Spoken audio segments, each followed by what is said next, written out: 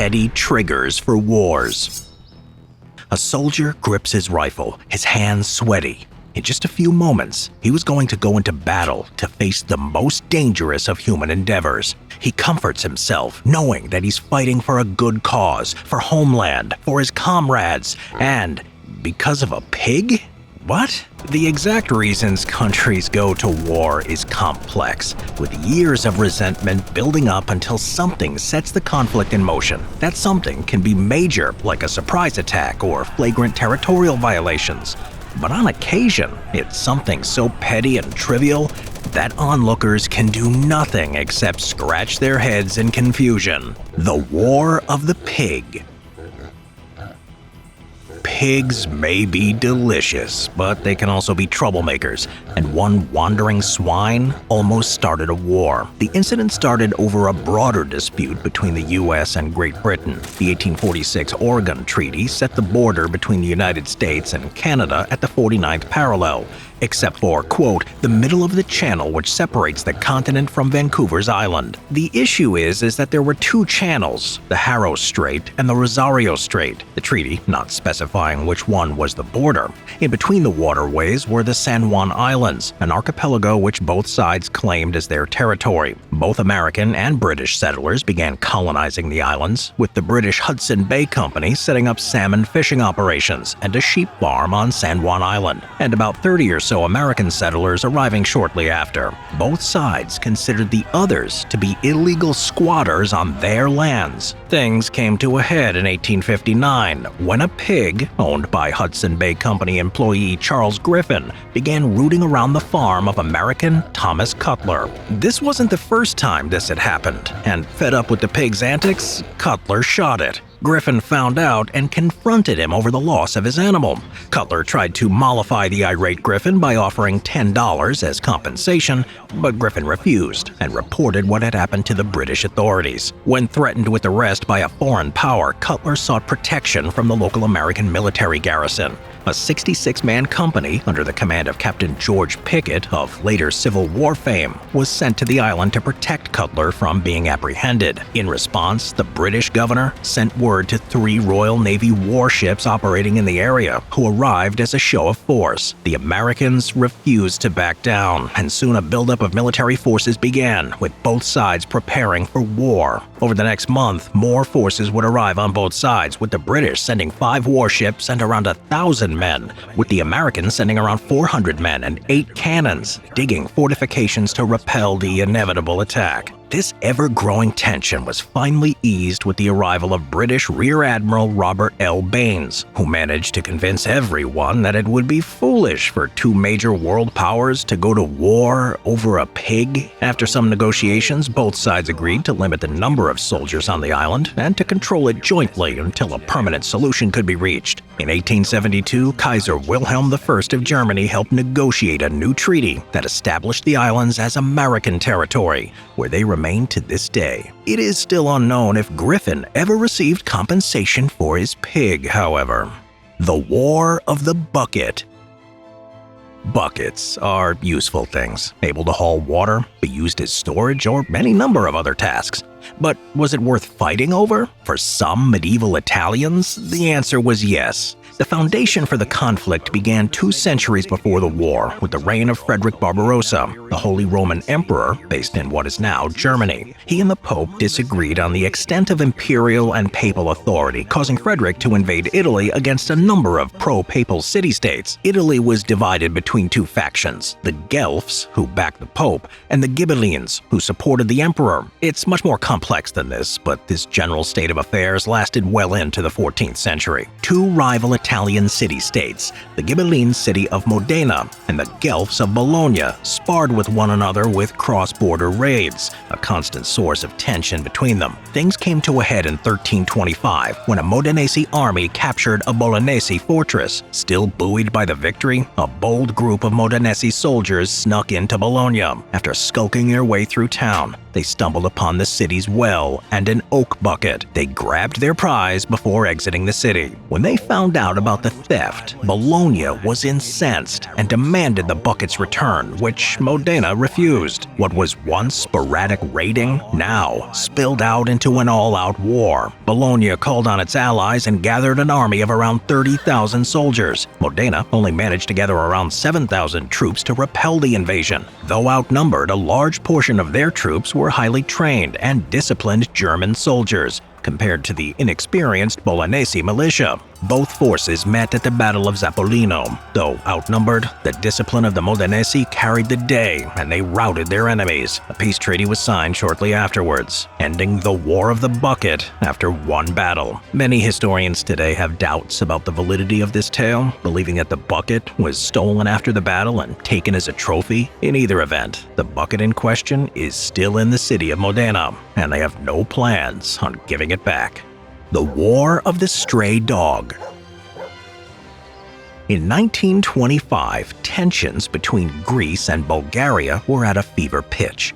The two nations had a tumultuous relationship. They had originally been members of the Balkan League, an alliance which drove the Ottomans out of the Balkans. This changed after a territorial dispute after the conflict, which was exacerbated by Bulgaria and Greece fighting on opposite sides in the First World War. Over the years, there were numerous border skirmishes between the two nations. On October 18th or 19th at Petric, a Bulgarian border town along the Khmer-Kapo Pass, Greek and Bulgarian soldiers nervously eyed one another when something unexpected happened. A dog, owned by a Greek soldier, ran across the border. No one knows why the dog did this. Perhaps poor treatment by his master? Maybe he was a political defector. Well, in spite of the tense geopolitical climate, a soldier ran across the border in pursuit. Seeing a Greek soldier run across the border, the Bulgarian guards opened fire, killing him. The Greeks returned fire, and a general fight broke out. This exchange of gunfire led to a diplomatic crisis, in which the Bulgarians urged calm,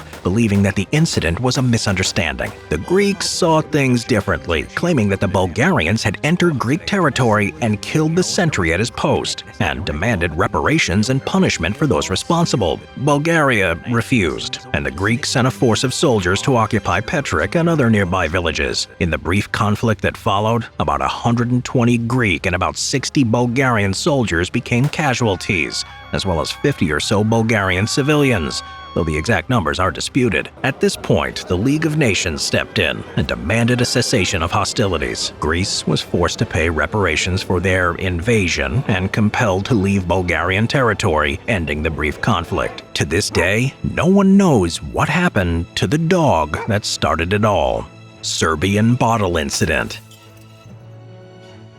By the mid-1980s, Yugoslavia was being torn apart at the seams. Nationalist sentiment and resentment of their neighbors was on the rise among Yugoslavia's constituent republics. In May of 1985, George Martinovic, a farmer from Kosovo, was admitted to the local hospital with a broken glass bottle wedged in his rectum. He initially claimed that he was attacked by two Albanian-speaking men while he was working in his fields. A colonel from the Yugoslavian People's Army interrogated Martinovic, who then confessed that the bottle was inserted by himself for personal reasons. He would be transferred to a hospital in Belgrade, where his condition would be discussed by a team of doctors and investigators. There was a debate over whether or not it was possible for Martinovic to perform the act on his own, since the bottle was inserted wide base first, with many concluding that this was not possible alone and that others must have been involved, though others maintained that it was possible with some effort. In the end, the investigators didn't pursue the matter further, and the case was dropped. The public, however, had a different reaction. The matter was discussed endlessly in the Serbian parliament, and TV broadcasts reported continual coverage of every sordid detail they could find. Martinovic's case was latched onto by the ever-growing Serbian nationalist movement. The tale of assault by Albanian nationals drove Serbians into a frenzy of ethnic hatred, with some blaming a local Albanian family for the attack as an attempt to acquire Martinovic's land. Media outlets compared Albanians to the Ottomans, referencing the Ottoman execution method of impalement. Poems would be written and paintings would be made,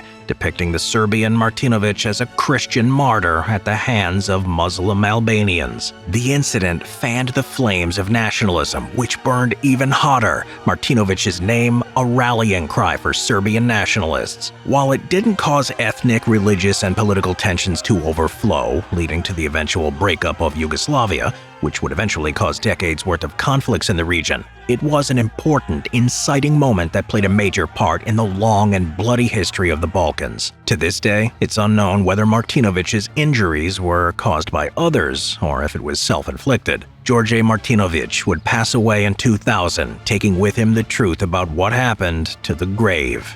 The Football War. Football, or soccer in America, is possibly the most popular sport on the planet.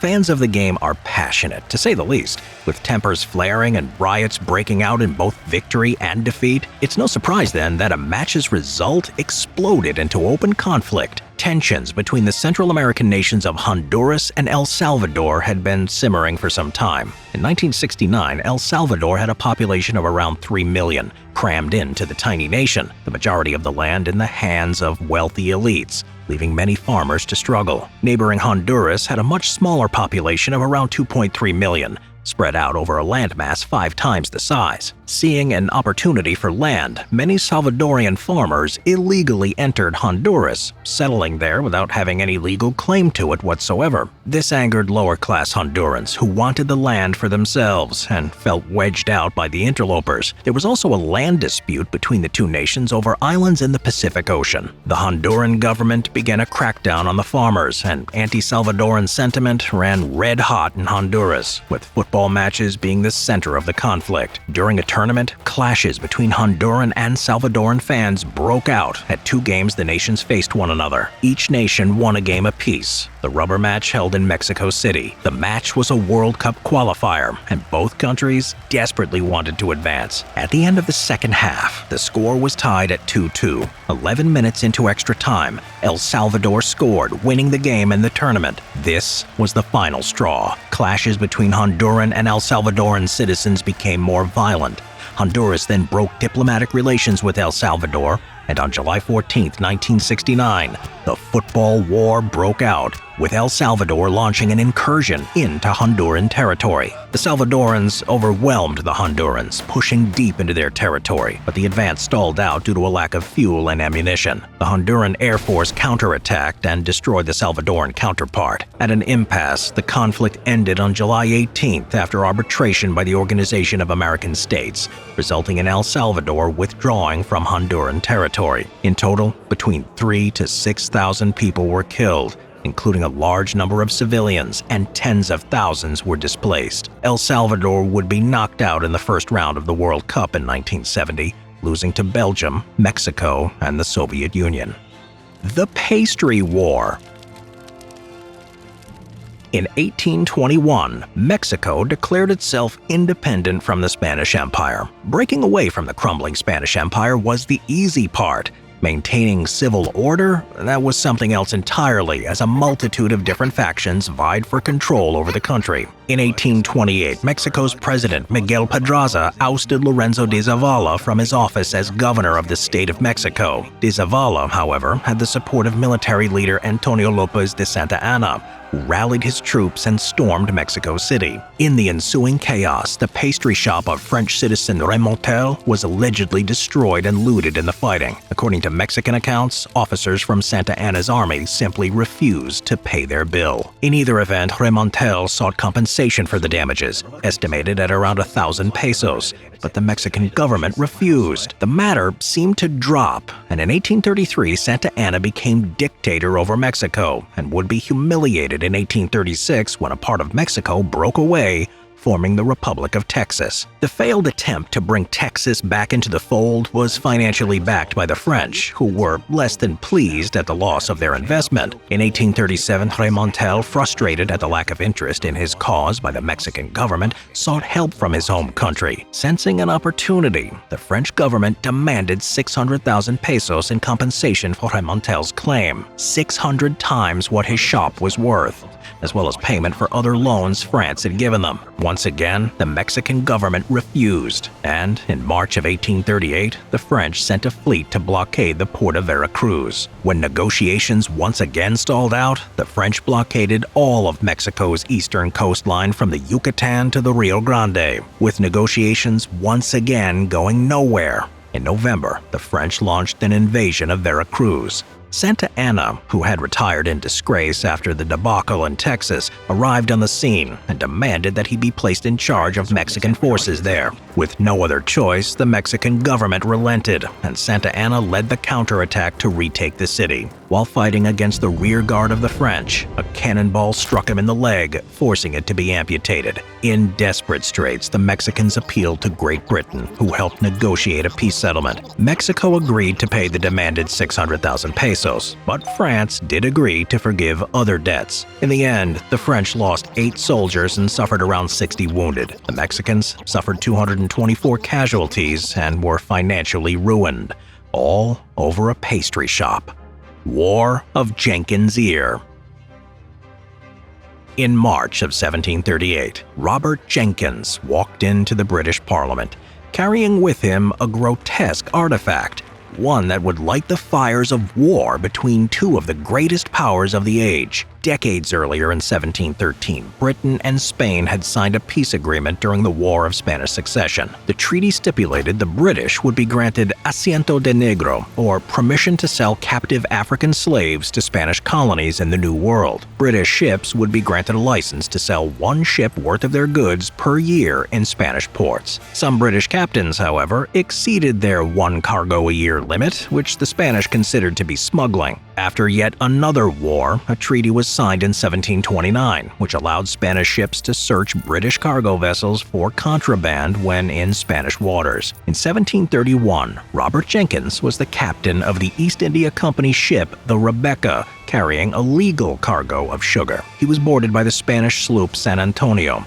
whose captain was convinced that Jenkins was hiding contraband. Jenkins would be hoisted up the ship's mast by his neck 3 times and thrown down an open hatch in an effort to force him to confess. Eventually, the Spanish captain drew his cutlass and sliced off Jenkins' ear. 7 years later, British politicians, as well as members of the South Sea Company, wanted to improve trade opportunities in the Caribbean and needed a reason to go to war with Spain. Jenkins was brought before Parliament to testify. He showed them his severed ear, which he apparently had kept with him for nearly a decade. This macabre display was more than enough to incite Parliament to action, and soon war was declared. There were other reasons as well, such as border disputes between British-held Georgia and Spanish Florida. Both nations tried to negotiate, but talks broke down. And on October 23, 1739, war broke out. The British sent forces to the Caribbean and mainland North and South America. Both powers duked it out, losing thousands of men along the way, including a failed British assault on the Spanish stronghold of Cartagena de Indias, which cost over 10,000 lives, mostly through disease. The War of Jenkin's Ear would technically rage until 1748, though most of the fighting would be finished by 1742. This conflict would be absorbed into a much larger European war, the War of Austrian Succession. With the fate of empires hanging in the balance, interest in Robert Jenkins and his ear fell by the wayside. War may be serious, but what finally sets them off could be something so small and petty, historians can only shake their heads in confusion.